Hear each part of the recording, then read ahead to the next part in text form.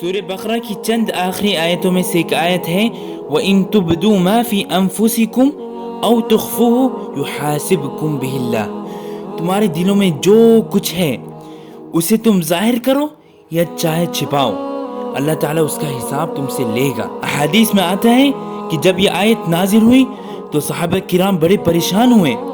انہوں نے دربار رسالت میں حاضر ہو کر عرض کیا، یا رسول اللہ، نماز، روزہ، زکوٰۃ و جہاد وغیرہ یہ سارے اعمال جن کا ہمیں حکم دیا گیا ہے ہم اسے کر لیتے ہیں کیونکہ ہماری اس پر قدرت ہے، ہماری طاقت ہے اس پر، لیکن دل میں پیدا ہونے والے خیالات اور وسوسوں پر تو ہمارا اختیار ہی نہیں ہے، ہماری اس پر نہ ہی طاقت ہے، اور یہ تو انسانی طاقت سے بھی باہر ہے۔ لیکن اللہ تعالیٰ نے پھر بھی ان پر محاسبہ کا اعلان فرما دیا۔ نبی کریم نے فرمایا، فی الحال فوری طور پہ تم سمعنا و اطعنا ہی کہو کہ تم نے اطاعت کر لی۔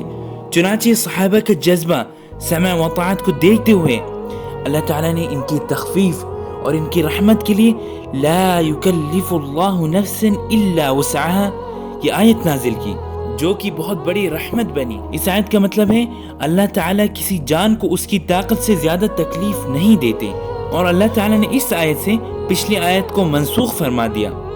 اور ابن کثیر رحمہ اللہ اس آیت کی تشریح اور اس کی تأکید میں ایک حدیث بیان کرتے ہیں، ان اللہ تجاوز لی عن امتی ما وسوست به صدورها ما لم تعمل او تتکلم۔ اللہ تعالیٰ نے میری امت سے جی میں آنے والی باتوں کو معاف کر دیا، البتہ ان پر گرفتاری ہوگی جن پر عمل کیا جائے یا جن چیز کا اظہار زبان سے کر دیا جائے۔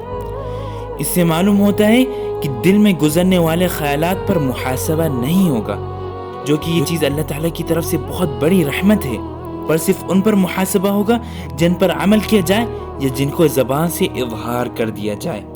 وآخر دعوانا ان الحمد للہ رب العالمین۔